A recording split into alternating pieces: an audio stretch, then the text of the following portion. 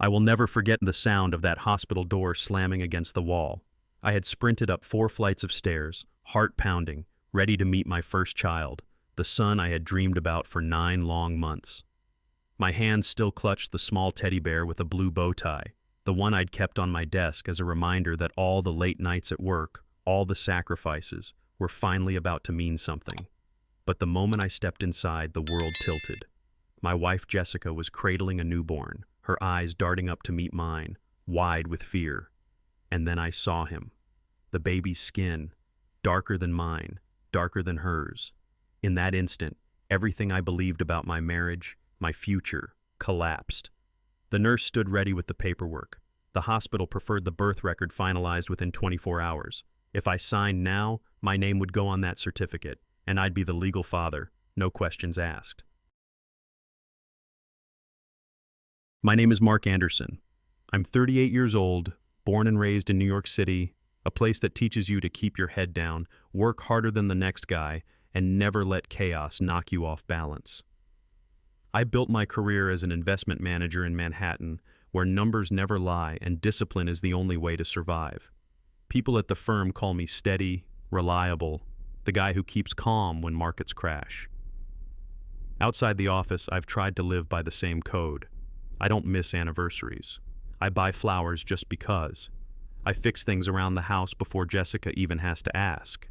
I believed marriage was a partnership built on loyalty, the kind of foundation my father once told me a man should never betray.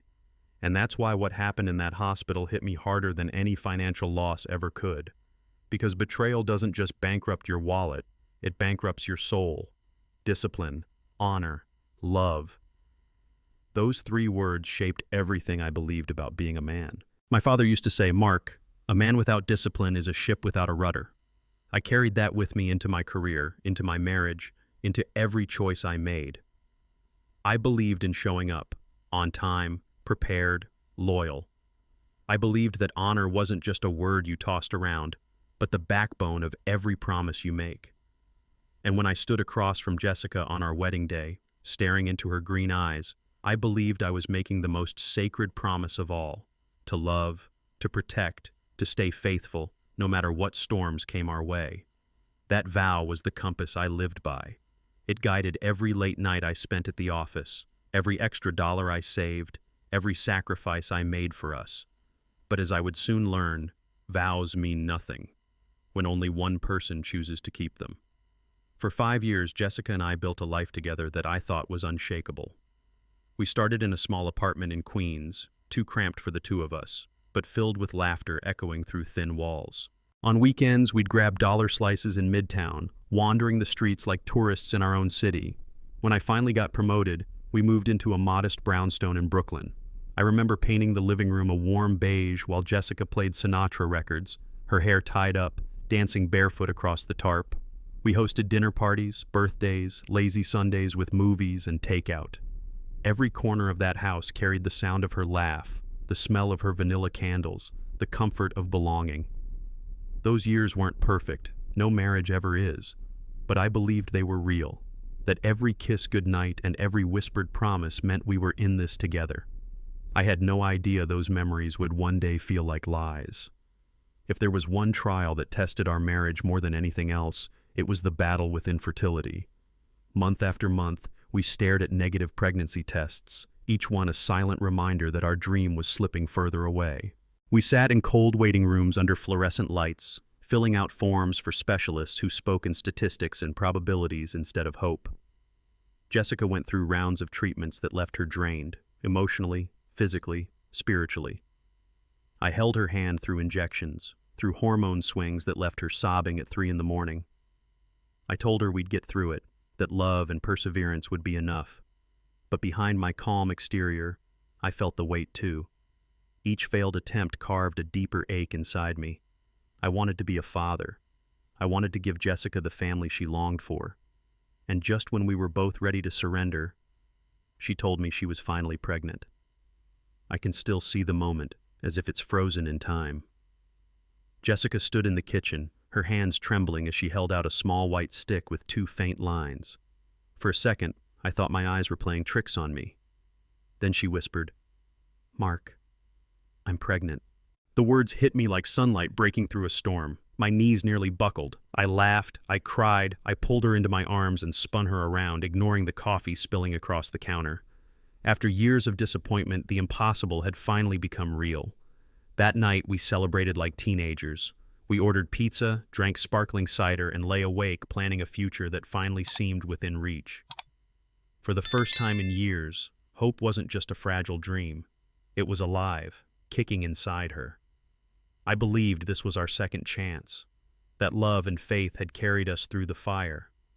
I never imagined it was carrying something else too. From the moment Jessica told me she was pregnant, my entire life shifted. Every decision, every thought, every spare dollar revolved around preparing for the baby.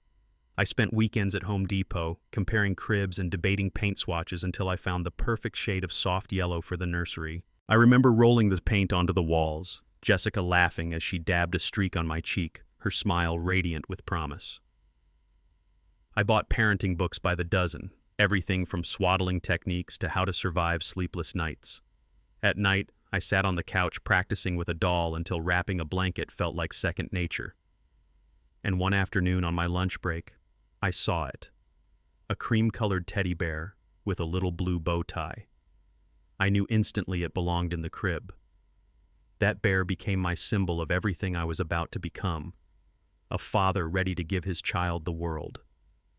Little did I know, the world I imagined wasn't real. I would lie awake at night, staring at the ceiling, letting myself dream about the years ahead. I pictured Saturday mornings in Central Park, my son wobbling on a tiny two-wheeler while I jogged behind, one hand steadying the seat, the other ready to catch him if he fell. I imagined the crack of a baseball against a wooden bat, his small hands gripping mine as I taught him how to swing, the same way my father taught me.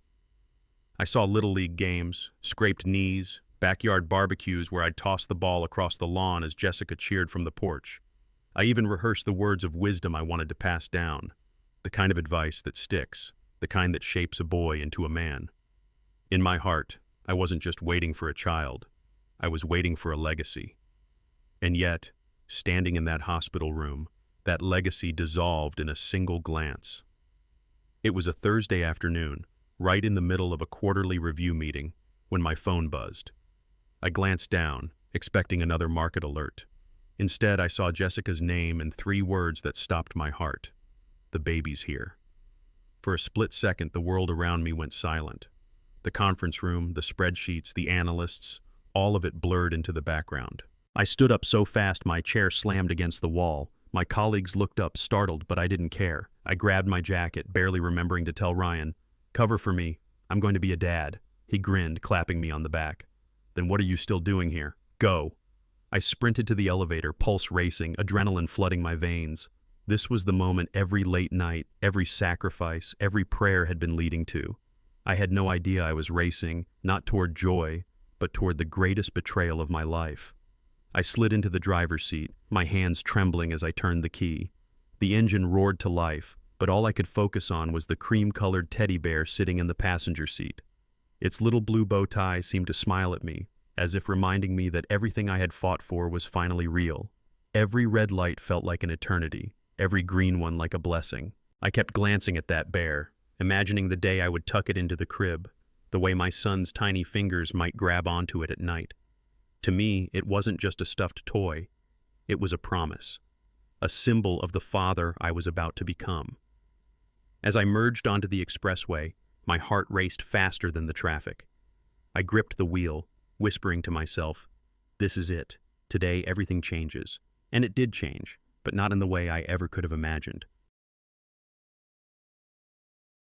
When Mount Sinai finally came into view, my chest tightened with anticipation. I pulled into the parking garage, grabbed the teddy bear, and rushed toward the entrance. The revolving doors spun me into a lobby filled with balloons, flowers, and smiling families. For a moment, I thought I was stepping into the happiest place on earth. Then I saw her. Linda, my mother-in-law, was waiting outside the maternity ward. Normally, she was the type to gush over every milestone, the woman who cried at ultrasound photos and couldn't stop knitting baby blankets. But now, her arms were crossed tightly over her chest, her face pale, her eyes red as if she had been crying. When she spotted me, something flickered across her expression. Fear, guilt, maybe both. She took a step forward, blocking the doorway. "Mark," she whispered, her voice trembling. "Please, don't go in yet." In that instant, excitement curdled into dread, and I knew something was very, very wrong. I slowed my steps as I reached the maternity hallway, the teddy bear still clutched in my hand. Linda planted herself in front of room 412, her body rigid like a sentry. I tried to step around her, but she shifted, blocking me again. "Mark," she said firmly, though her voice cracked at the edges. "Please, just wait a moment." Wait? My wife had just given birth. My child was in that room. My entire life had been building toward this second. Confusion churned inside me, quickly hardening into frustration. "What's going on?" I demanded. "Is Jessica okay? Is the baby okay?" Her lips pressed into a thin line, her eyes darting toward the door. For the first time since I'd known her, Linda looked terrified. She reached out as if to steady me, but I pulled back, my pulse pounding in my ears. No one, especially not my mother-in-law, was going to keep me from meeting my own child. I tightened my grip on the teddy bear, its soft fabric damp from the sweat on my palm. Linda's hand pressed against my chest, trembling. "Please, Mark, don't." But my patience had already shattered. I brushed her hand aside. "That's my wife and my child in there. Nothing is stopping me." As I reached for the knob, the bear slipped from my grasp. It hit the polished floor with a dull thud, the little blue bow tie staring up at me like an omen. For a heartbeat, I hesitated, then twisted the handle. The door swung open, spilling a flood of sunlight into the hallway.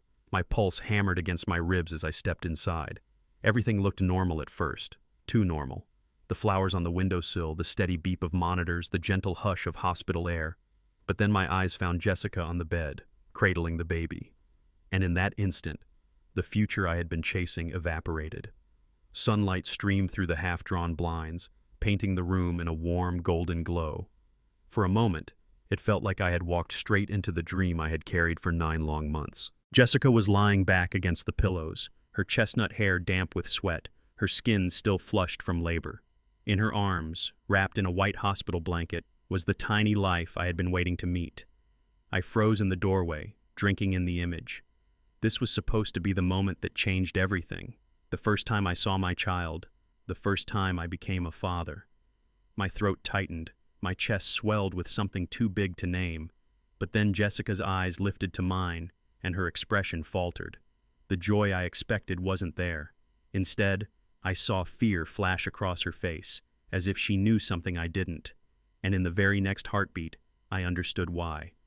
I took a step closer, my eyes falling to the small bundle in Jessica's arms. At first, all I saw were tiny fingers, a wrinkled brow, the fragile perfection of a newborn. My chest swelled, ready to claim him as mine, and then the warmth in my chest turned to ice. The baby's skin was a rich brown, beautiful in its own right, but impossible. Jessica and I are both white. There was no explanation, no miracle of genetics that could account for what I was staring at. In a single glance, the truth crashed over me like a tidal wave. My breath caught in my throat. The steady beep of the monitor suddenly sounded deafening, like a clock ticking down the seconds of the life I thought I had. A nurse had left a packet on the tray. The hospital could submit the birth record listing the mother's spouse by default. But the moment I saw the child and told them I disputed paternity, the staff noted the dispute and said they could place a hold until things were clarified. I looked at Jessica, searching her face for denial, for some desperate explanation. Instead, I saw her clutch the baby tighter, her knuckles white, her lips trembling. And in that silence, my entire world collapsed. Jessica's lips parted, her voice so faint I almost didn't hear it over the monitor. "Mark, I can explain." Explain? My head spun. What explanation could possibly exist for the child in her arms? For 9 months I had painted walls, read books, memorized baby names, all while she carried a secret that was about to destroy me. Explain? The words snapped out of me like a whip, bitter and sharp. My pulse roared in my ears. "You knew this entire time, didn't you?" Tears pooled in her eyes, spilling down her cheeks as she shook her head, then nodded, then buried her face against the baby as if he could shield her. "It was a mistake," she whispered. "One terrible mistake." I laughed. Short, hollow, cruel. A mistake? Forgetting an anniversary is a mistake. Buying the wrong coffee is a mistake. This? This was betrayal. A choice. A series of choices. And she had made every single one of them. My voice cracked through the room, harsher than I intended but sharper than steel. Jessica, what is this? What the hell is going on? She broke, sobs spilling out in jagged gasps as tears streamed down her cheeks. Her arms tightened around the baby as though clutching him could erase the truth between us. Mark, she choked, I made a mistake. Please, just listen. It wasn't supposed to happen this way. Her words twisted in my ears. A mistake. That's all she had? 9 months of lies, 9 months of me talking to her belly, painting nurseries, dreaming about fatherhood, and she wanted to call it a mistake? I stepped closer, my fists trembling at my sides. Don't you dare minimize this. You didn't trip and fall into betrayal, Jessica. You chose it. Again and again. She shook her head violently, crying harder. I never wanted to hurt you. But she already had, and the wound went deeper than anything I thought I could survive. I shook my head, the laugh that escaped me bitter and sharp. A mistake? No, Jessica. Forgetting to set an alarm is a mistake. Leaving the stove on is a mistake. I pointed at the baby, my hand trembling with rage. This is not a mistake. This is a choice, a deliberate choice. Her face crumpled and she whispered through her sobs. I didn't mean for it to go this far. Didn't mean for it to go this far?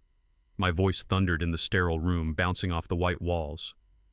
You carried this lie for 9 months. You let me paint a nursery, plan our future, talk to him like he was mine. Every day you woke up and chose deception.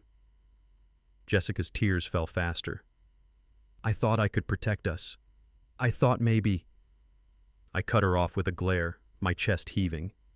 No, Jessica, you weren't protecting us. You were protecting yourself, and you destroyed everything in the process. Before Jessica could say another word, Linda finally stepped into the room. Her face was pale, her hands trembling as she clasped them together. Mark, she said softly, almost pleading, please try to calm down. Try to... I spun toward her, my anger barely contained. Calm down? You tried to stop me at the door. You knew. She shook her head quickly, tears welling in her eyes. I swear to you I didn't. I only realized when the baby was born. That's why I begged you not to go in. I wanted to give Jessica a chance to explain before you saw. Her words did nothing to soothe the fire inside me. In fact, they stoked it hotter. So you wanted me to wait out there like a fool while you all rehearsed the lies? No, she cried, her voice cracking. I just didn't want you to fall apart like this. Too late. The truth had already shattered me. Jessica's sobs softened into a trembling whisper. She lifted her tear-streaked face and looked straight at me, her arms rocking the newborn as if the motion could somehow lull me into submission. Mark, she begged, please, just sign the birth certificate. We can still raise him together. We can make this work. He needs a father, and you're already his in every way that matters. Her words slammed into me like a punch. I staggered back a step, staring at her in disbelief. She still wanted me to do it. Even after everything, the lies, the betrayal, she wanted me to chain myself legally to a child that wasn't mine. I clenched my fists, fighting to keep my voice steady. You're asking me to erase the truth with a signature, to give up my life, my future, my freedom, just to cover for your choices. Jessica's tears spilled faster. I'm begging you, please. But I already knew my answer. I straightened my back, forcing the tremor out of my voice. Every muscle in my body screamed with rage, but my words came out calm, cold as steel. No, I said flatly. I'm not signing anything. Not without a DNA test. Jessica's eyes widened, as if I'd just slapped her. A DNA test? Mark, how could you even say that? I'm your wife. This is our family. I shook my head slowly, my gaze fixed on the tiny face in her arms. Families are built on truth, Jessica, and truth doesn't need fear of a test. If this child is mine, the proof will show it, and if he isn't, I refuse to be trapped by your lies. Her lips trembled, panic flashing across her features. Linda pressed her hand against her mouth, silent tears spilling down her cheeks. In that moment, the distance between us became permanent. A line had been drawn, and I wasn't crossing it. I turned without another word, my chest so tight it felt like I could barely breathe. My hand found the doorknob, and for a moment, I thought I might collapse right there on the sterile hospital floor. Behind me, Jessica's sobs mixed with the newborn's thin, piercing cries, echoing through the room like a cruel soundtrack to my broken life. Each step I took toward the hallway felt heavier than the last. My heart thudded painfully, but it was the sound of that baby, the baby who should have been mine, that carved deepest. It followed me, haunting me, growing fainter as I pushed farther away, yet never truly leaving my ears. I passed Linda without looking at her. I didn't want to see her pity, her shame, or her guilt. When the door finally clicked shut behind me, I leaned against the wall, my pulse racing. For the first time in my life, I wasn't sure who I was anymore. The elevator doors closed behind me with a soft ding, trapping me in a small, mirrored box. I leaned back against the polished steel wall and finally allowed myself to look. The man staring back at me wasn't the one who had walked into that hospital just an hour ago, buzzing with excitement, ready to meet his child. No, the reflection was hollow-eyed, pale, and taut with anger. The neatly combed hair, the pressed suit, the careful posture, all masks that hid a man whose world had just been shattered. Every line on my face seemed sharper, carved deeper by betrayal. I pressed my palm against the cold mirror, as if I could reach through and reclaim the man I used to be. But he was gone. In his place was someone cautious, someone broken, someone who had learned that love could be weaponized and trust could be stolen in a single breath. And for the first time in my life, I wasn't sure if I'd ever be whole again. I drove out of Mount Sinai, hands gripping the steering wheel until my knuckles whitened. The streets of New York blurred past me, neon lights and honking horns fading into the background of my spiraling thoughts. One thing was crystal clear. I couldn't let this lie define the rest of my life. I have to know the truth, I muttered to myself, my voice low but firm. Before I sign anything, before anyone traps me into responsibilities that aren't mine. Every memory of the last 9 months surged, every ultrasound, every tiny kick, every nursery decoration. Each one had been a breadcrumb, leading me to a reality that didn't exist. I knew I needed evidence, proof that couldn't be denied. Emails, messages, phone calls, everything Jessica had tried to hide. I would gather it all, catalog it, and make sure the world understood that the man they saw smiling at a newborn in a hospital room was not the fool they thought he was.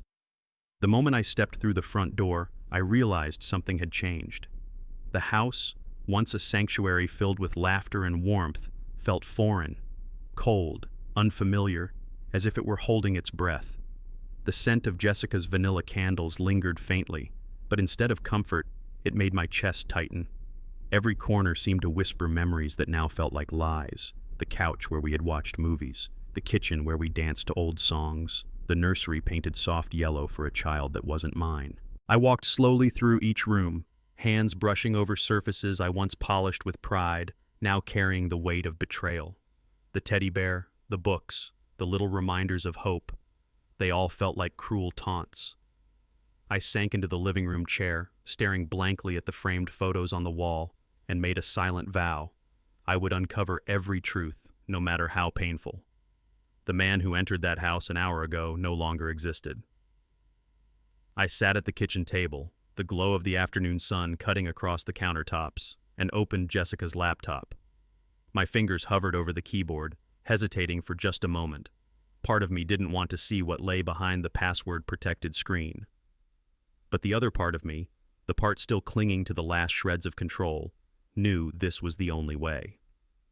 The login prompt stared back at me. Years of shared passwords, anniversaries, and trust had left me with the key. I typed in our wedding anniversary, 0922, almost automatically. The desktop appeared instantly, familiar and cruelly ordinary. I began to search, opening folders, scanning documents, emails, and messages. At first, everything seemed mundane. Shopping lists, work memos, vacation photos.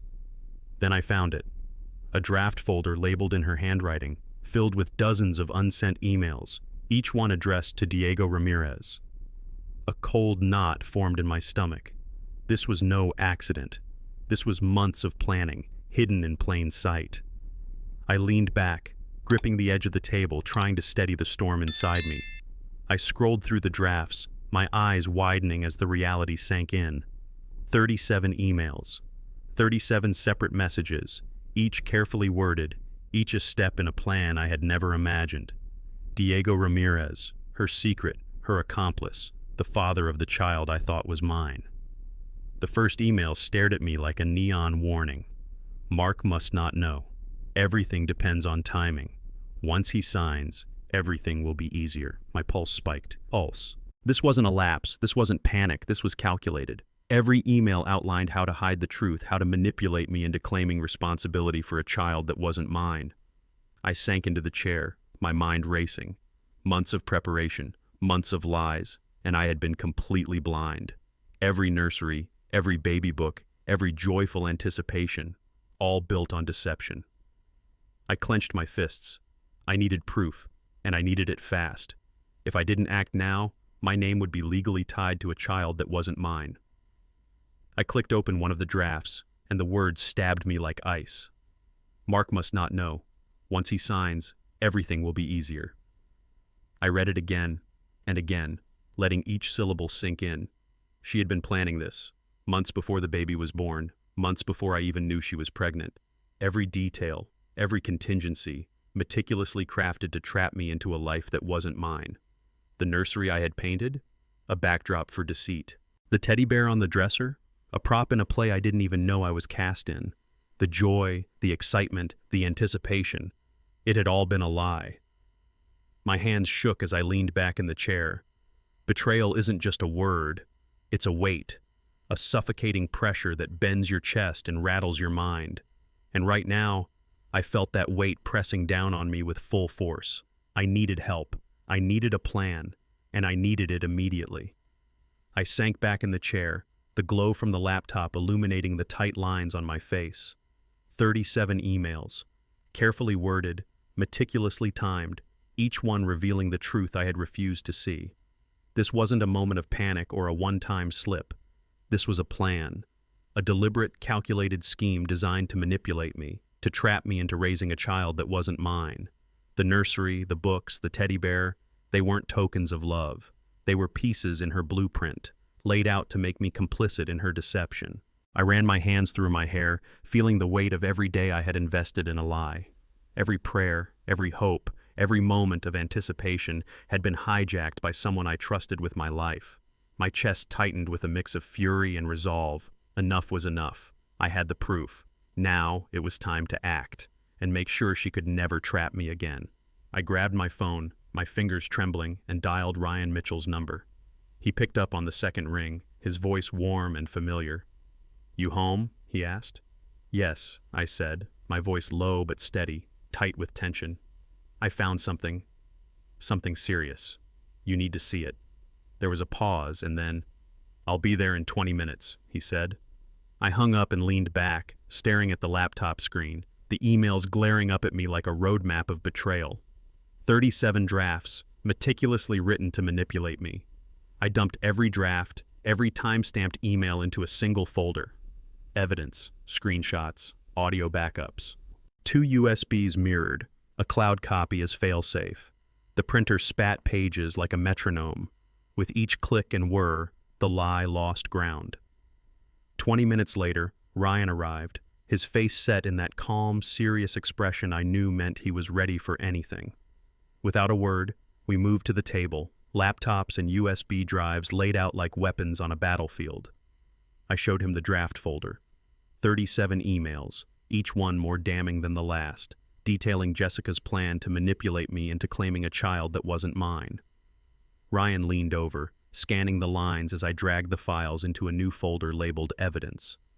We worked in silence, broken only by the soft clicking of keys and the faint hum of the laptop.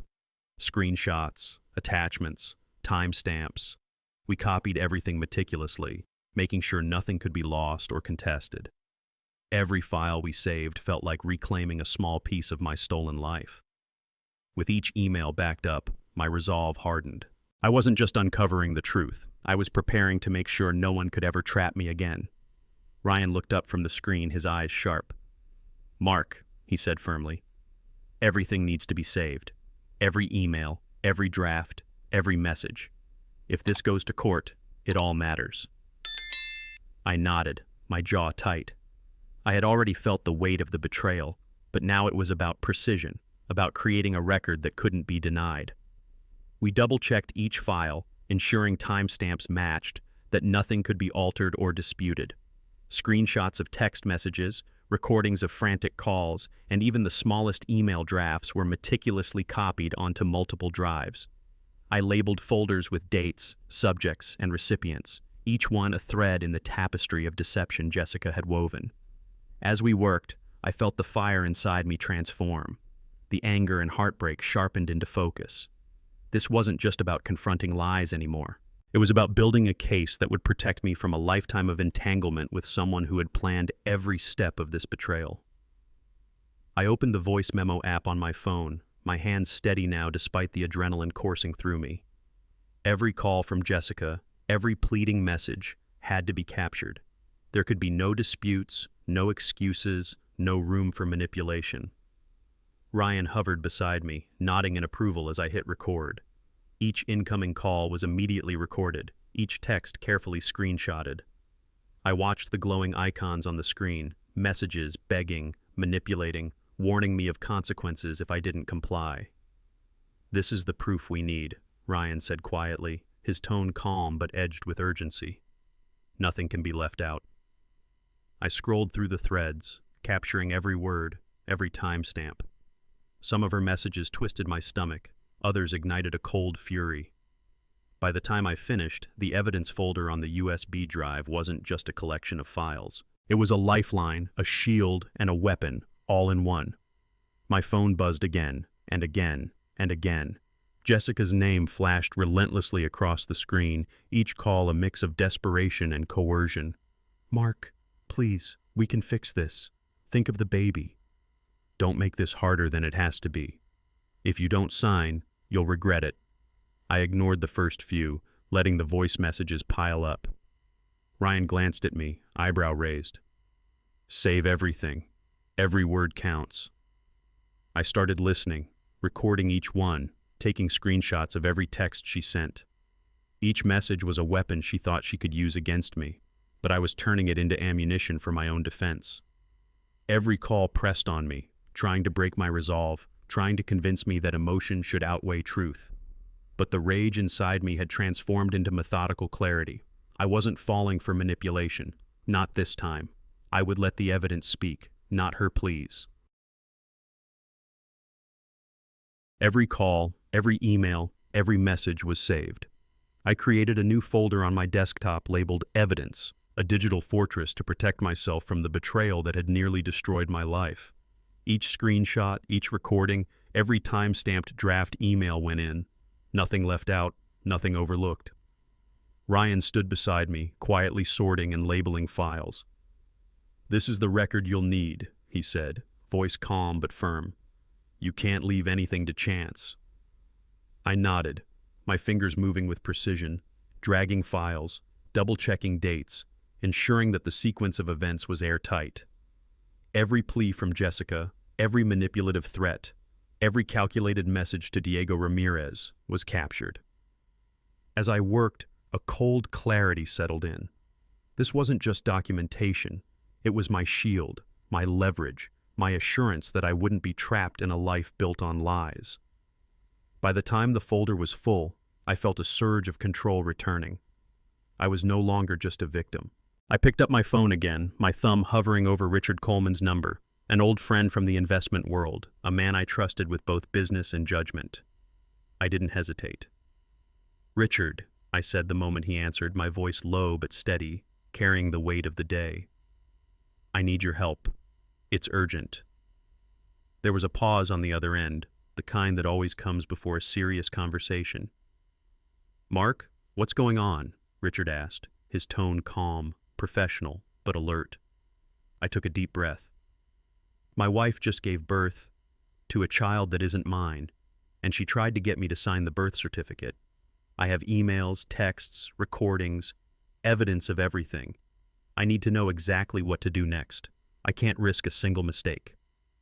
Richard's silence was brief, then he said firmly, "Don't sign anything. Document everything. I'll clear my schedule. Come to my office immediately." Relief mixed with determination. The first legal step had been taken.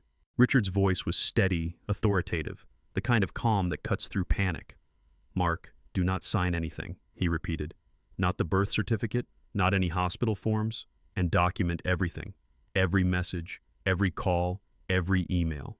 You cannot leave a single detail to chance." I nodded, even though he couldn't see me. Each word reinforced the urgency I already felt coursing through my veins.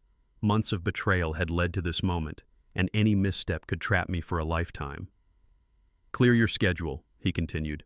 "Come to my office immediately. Bring everything. We're going to make sure you're protected and that the evidence is airtight." I glanced at the folder labeled Evidence, the USB drive heavy in my hand. It felt like armor. "Understood," I said, my voice steady. Relief mingled with resolve. For the first time in hours, I felt a plan forming, a way to take control of a situation that had spiraled wildly out of my hands. Back at home, I set the USB drive on the kitchen counter and started printing everything. Each email, every draft, every screenshot, lines of text that revealed months of calculated deception, spilled out in crisp sheets of paper. The printer whirred steadily, a mechanical heartbeat marking the gravity of what I was doing. I sorted the pages into neat stacks, labeling each folder by date and sender. Drafts to Diego Ramirez, messages to me, texts that begged, pleaded, and threatened. Every single piece was now tangible, undeniable, impossible to dispute. Ryan moved quietly around me, handing me folders, making sure nothing was overlooked. "Double-check dates and times," he said. "We can't leave a single gap." I nodded, my jaw tight, my mind replaying every moment of betrayal. Each page we stacked was a shield and a sword. By the time the last email was printed, I felt the first flicker of control return. I wasn't just reacting anymore, I was preparing for battle. I pushed open the door to Richard Coleman's office, the familiar scent of leather and old books hitting me like a grounding force. Ryan followed closely behind, carrying the neatly stacked folders, USB drives, and printed emails, the arsenal we had painstakingly assembled. Richard looked up from his desk, his sharp eyes meeting mine. "You ready?" he asked. I nodded, though my stomach churned with a mixture of anger, anticipation, and the weight of what I was about to face. I placed the evidence on his polished mahogany desk, sliding each folder toward him like a soldier presenting weapons for battle. Every email, every screenshot, every recording of Jessica's lies was now tangible, organized, undeniable. For the first time since the hospital, I felt a flicker of control. This wasn't just about betrayal anymore. This was about justice, about reclaiming my life from the web she had tried to trap me in. I straightened, took a deep breath, and said, "Let's make this official." Richard leaned back, steepling his fingers, his eyes serious. "Mark," he said, "before we do anything else, you need a DNA test. It's the only way to make this airtight. No assumptions, no hearsay, concrete proof." I nodded slowly, feeling a cold certainty settle over me. Of course, everything depended on that test. Every email, every draft, every manipulative call would be useless if we didn't have absolute verification of the child's paternity. "I'll handle it immediately," I said, my voice calm but firm. Ryan scribbled notes beside me, already thinking ahead to subpoenas and hospital documentation. Richard continued, "Once we have the results, we'll know exactly how to proceed. And mark my words, Jessica's attempt to deceive you won't hold up in court. But we move carefully. One misstep, and she could spin this into confusion or panic. We need everything documented perfectly." I took a deep breath, glancing at the folder of evidence. The next step was clear. The truth would speak louder than lies. The clinic room smelled faintly of antiseptic, the sterile scent heightening the tension coiling in my chest. I sat on the edge of the examination chair, hands clasped tightly, staring at the small collection kit before me. "Swab inside the cheek," the nurse instructed, her tone calm, professional. I obeyed, my mind racing through every memory, every moment of anticipation, every betrayal that had led to this point. Ryan hovered just outside the room, silently counting the seconds with me. The process was simple, almost mundane, but nothing about this moment was ordinary. This was the hinge on which my life could pivot. When the sample was sealed, labeled, and handed over to the technician, a weight settled in my chest, equal parts dread and relief. The truth was no longer hypothetical. Now, all I could do was wait. Wait for the result that would either vindicate me or confirm the nightmare I feared. Time seemed to slow. The days crawled by, each one heavier than the last. I paced my apartment like a caged animal, the city outside moving in oblivious rhythm while my world felt frozen in torment. Every notification on my phone made my heart leap and then sink, because each could be the results I feared, or the relief I desperately needed. I replayed the hospital, the emails, the drafts, every lie that had been laid out so meticulously. I remembered the teddy bear in the nursery itself, the way Jessica had smiled at me while hiding the truth. Every memory twisted into a knife in my chest. Sleep came in fragments, punctuated by the cries of a child I wasn't sure was mine. Every meal, every conversation, every quiet moment was overshadowed by the gnawing uncertainty. I was trapped between hope and fury, and the waiting was slowly eroding me. The phone rang, piercing the quiet of my apartment. My heart thudded violently in my chest as I answered, recognizing the clinic's number instantly. "Mark Anderson?" the technician asked, voice clipped but professional. "We have the results." I swallowed hard, bracing myself. 0% probability of paternity, she continued. My breath caught in my throat, a mixture of relief and rage surging through me. 0%, not a chance. My child, the one I had dreamed of for 9 months, wasn't mine, not even a fraction. The weight that had pressed on my chest for weeks lifted slightly, replaced by a cold, hard clarity. Jessica had tried to trap me, legally, emotionally, financially, into raising another man's child. I sank into the chair, the printed emails, the recordings, the USB drive beside me suddenly heavier with purpose. This wasn't just about betrayal anymore. It was about justice, and I was ready to fight. I leaned back in my chair, exhaling slowly, letting the first real sense of relief wash over me. 0%. The numbers were undeniable. I wasn't the father. My name would not, and could not, be tied to this child. For a brief, fleeting moment, I allowed myself to believe it was over. Months of betrayal, deceit, lies, all of it had been exposed, documented, and now validated. I imagined closing the laptop, putting the USB drive in a safe, and finally taking a deep breath. Ryan gave me a knowing glance, one that said, "We're not done yet, but for now, this is a win." I allowed myself a small smile, thinking the nightmare had ended. But deep down, a cold knot formed in my stomach. Something about Jessica, something about her audacity, whispered that the battle wasn't over, that even with proof in hand, she had one more move left. I was just beginning to exhale when my phone buzzed again. Richard's name flashed on the screen. "Mark," Richard said, voice tight, "sit down. Despite your dispute being noted, Jessica pushed to have the birth record submitted listing you as the father. She did this after we had the DNA results." I froze, the phone slipping slightly in my hand. My mind went blank for a moment, disbelief washing over me in icy waves. She had the audacity to do this? After months of planning, lies, and manipulation, after I had painstakingly documented every proof, she still tried to bind me legally? I could hear Ryan's voice in my head. "Everything we saved, every recording, we have to use it now."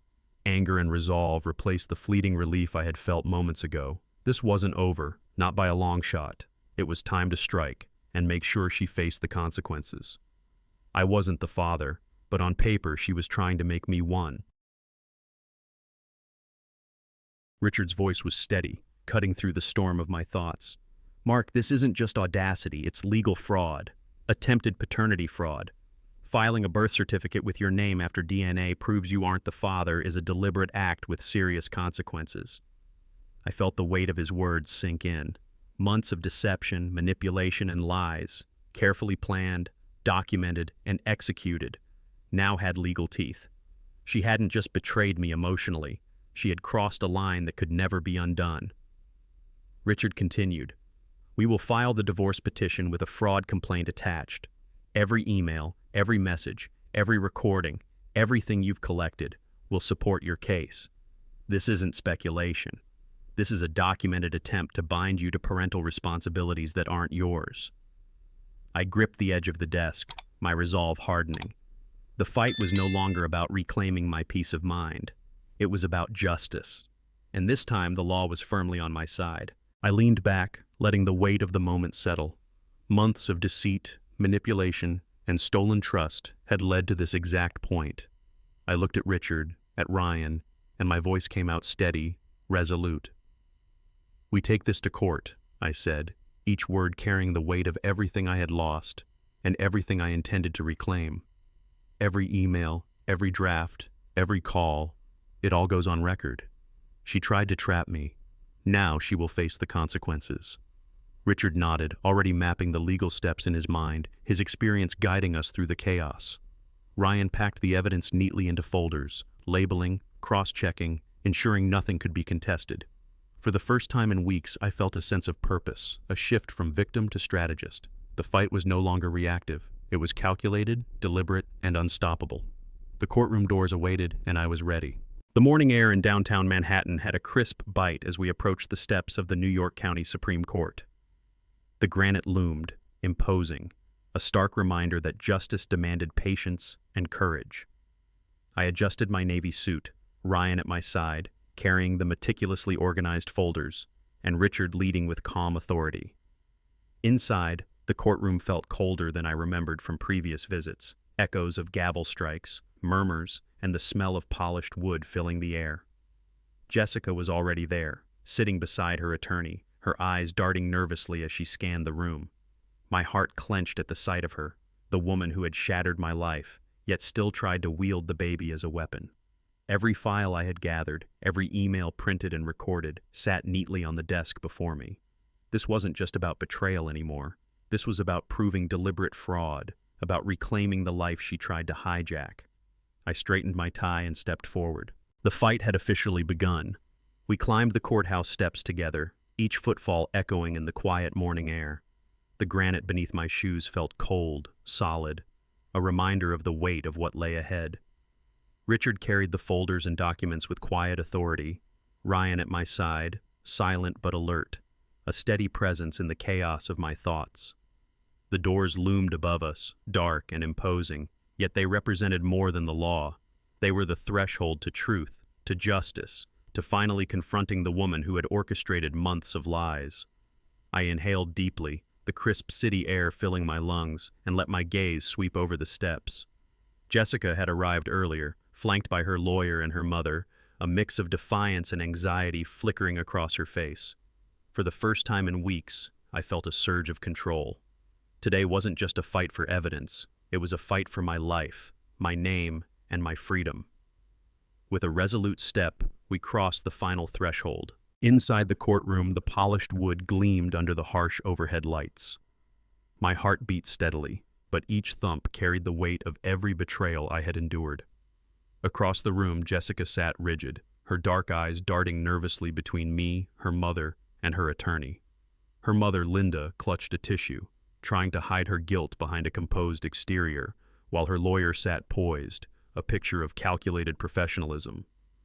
They were a united front, yet I could see the tension behind the carefully maintained facade. Richard and Ryan flanked me, a wall of support and authority. The folders, USB drives, and printed emails lay neatly on the desk before us, a fortress of evidence against deception. As I met Jessica's gaze for the first time in weeks, the anger, disappointment, and resolve boiled together. The woman who had shattered my life was sitting right there, expecting me to remain passive. Not today. I rose, buttoning my jacket with deliberate calm, and walked to the witness stand. The bailiff's voice echoed in the room. "Do you swear to tell the truth, the whole truth, and nothing but the truth?" "I do," I replied, my voice steady despite the storm inside me. Richard gave me a reassuring nod before stepping back. I took a deep breath and began, my eyes fixed on a point beyond Jessica's trembling figure. "I was at work when I received a message from Jessica," I started, my words measured but firm. "She told me the baby had been born at Mount Sinai. I left immediately, racing to the hospital, excited to meet my child for the first time." Pausing, I let the weight of the moment settle. But when I entered the room, I realized the baby could not be mine. The skin tone, the features, it was undeniable. This wasn't a mistake. This was a betrayal, meticulously planned, and I have the evidence to prove it. Richard stepped forward, gathering the folders and USB drives on the polished desk. "Your Honor," he said, voice steady and deliberate, "we submit Exhibit A, emails, draft messages, recorded calls, and all digital evidence collected by my client, Mr. Mark Anderson." I watched as the court clerk accepted the folders, placing them neatly on the plaintiff's table. Each page, each file, each recording carried months of deception, meticulously documented and impossible to deny. Ryan handed me a USB drive, and I explained its contents to the judge. Every email drafted between Jessica Anderson and Diego Ramirez, text messages she sent to manipulate me, recorded calls in which she begged, threatened, and coerced me to sign the birth certificate, all compiled, labeled, and verified. I felt a surge of control as the weight of the proof settled before everyone in the room. This wasn't just a story anymore. It was a documented, undeniable case of attempted paternity fraud. Every pair of eyes in the courtroom was now focused on the truth. Richard rose, buttoning his jacket as he approached the witness stand. "Your Honor," he began, "we call Nurse Rebecca Allen to testify." A woman in her mid-40s, calm and composed, approached, taking the oath and sitting straight in the witness box. Richard's voice was steady. "Miss Allen, you were on duty at Mount Sinai on the day Jessica Anderson gave birth. Can you tell the court what you observed regarding the birth certificate?" She nodded firmly. "Yes. The day after delivery, Mrs. Anderson asked the staff to submit the birth record naming her husband as the father. We explained that because Mr. Anderson had notified us he disputed paternity, we would document the dispute and could delay submission. She insisted we proceed. Later, we were informed, by counsel, that a DNA result showed 0% probability. We flagged the file and referred the matter to Vital Records for guidance." The courtroom murmured, the weight of her words settling heavily on everyone present. After Nurse Allen stepped down, Victoria Parker, Jessica's attorney, rose gracefully. Her voice was calm, measured, yet carried an emotional undertone designed to sway the room. "Your Honor," she began, "no one here denies that mistakes were made, but my client, Jessica Anderson, acted out of fear, desperation, and the instinct to protect her child. She faced abandonment by the biological father and the collapse of her marriage. Her actions, though misguided, were driven by the profound fear of raising a child alone." She glanced at Jessica, whose eyes were downcast, a quiet mixture of shame and hope. Richard didn't respond yet, allowing her words to settle. I felt a cold knot in my stomach. This was her attempt to twist the narrative, to turn manipulation and premeditation into sympathy. But every email, every recording, every time-stamped message we had collected told a different story. Her argument was emotional. Our evidence was absolute. I stood, my hands gripping the edge of the witness stand, and spoke with a clarity I had fought to hold on to all these weeks. "Your Honor, this isn't fear. This isn't panic. This is a deliberate, calculated plan." I let my gaze sweep across the courtroom, locking briefly with Jessica's, her shoulders tense, her mother's eyes wide. Mrs. Anderson didn't act in a moment of desperation. She wrote 37 draft emails over 6 months, every one meticulously planned, every one addressed to Diego Ramirez, detailing how to manipulate me, how to hide the truth, how to ensure I would sign the birth certificate despite not being the father. I paused, letting the words sink in. Fear doesn't require planning. Panic doesn't require schedules and backups. This was a scheme, a premeditated attempt to bind an innocent man to a lifetime of responsibility that was never his. The courtroom was silent, the weight of truth settling heavily over everyone present. The judge adjusted her glasses and picked up the official DNA report, her tone calm but deliberate. "We have received the results from an NYS Department of Health accredited laboratory in Manhattan," she announced. Every eye in the courtroom turned toward the document she held. My pulse hammered in my chest as she continued. "The probability of paternity for Mr. Mark Anderson is 0%. I felt a cold clarity rush through me, a mixture of vindication and simmering anger. The numbers were undeniable, absolute, and merciless in their truth. Jessica's attempts to manipulate, coerce, and deceive had been fully documented, and now the law itself confirmed that I was not the father. Whispers rippled through the courtroom as the weight of months of planning, emails, and lies settled on everyone present. I gripped the edge of the witness stand, my hands steady, my mind racing. This wasn't just proof. It was the sword that would cut through every attempt to trap me. Justice was finally within reach. The courtroom was silent as Judge Helen Carter leaned forward, her voice firm and measured. After reviewing the evidence, the testimony, and the DNA results, the court finds clear and convincing proof of intentional misrepresentation as to paternity. It is ordered that 1. The birth record be corrected forthwith to remove Mr. Anderson as father. 2. A declaratory judgment of non-paternity is entered in favor of Mr. Anderson. 3. The parties' marriage is dissolved. 4. Mrs. Anderson shall pay Mr. Anderson's reasonable attorney's fees and litigation costs. 5. Pursuant to the court's authority to sanction frivolous and bad faith conduct, Mrs. Anderson shall pay monetary sanctions to the clerk of court in an amount set forth in the accompanying order. 6. Mrs. Anderson is permanently enjoined from representing to any agency or third party that Mr. Anderson is the child's father and shall, within 10 days, serve written corrections on any entity to which she previously submitted contrary information. 7. Mrs. Anderson shall indemnify and hold Mr. Anderson harmless from any claim or expense arising from her misrepresentations. 8. The court severs and retains jurisdiction over Mr. Anderson's civil claims sounding in fraud and intentional infliction of emotional distress, and sets those claims for a separate evidentiary hearing on compensatory and punitive damages.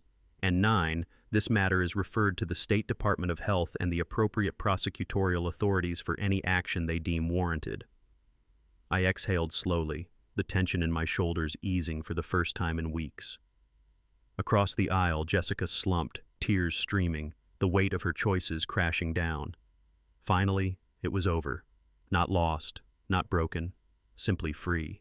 I walked out of the courthouse steps, the crisp New York air filling my lungs, and for the first time in weeks, I felt a weight lift from my chest. The paperwork was complete. The divorce was finalized. Legally, I had no parental obligations, no ties to a child I had been manipulated into believing was mine. Freedom. A single word, yet it carried the culmination of months of betrayal, heartbreak, and painstaking preparation. I thought about the life I had built, the love I had given, and the control that had been stolen from me. But now, I was reclaiming it. Every email, every recording, every carefully documented piece of evidence had ensured that the truth prevailed. I wasn't just free from legal binds. I was free from the shadow of manipulation, free to rebuild my life on my terms. I glanced at Ryan and Richard, gratitude and relief mirrored in their eyes. Justice had been served.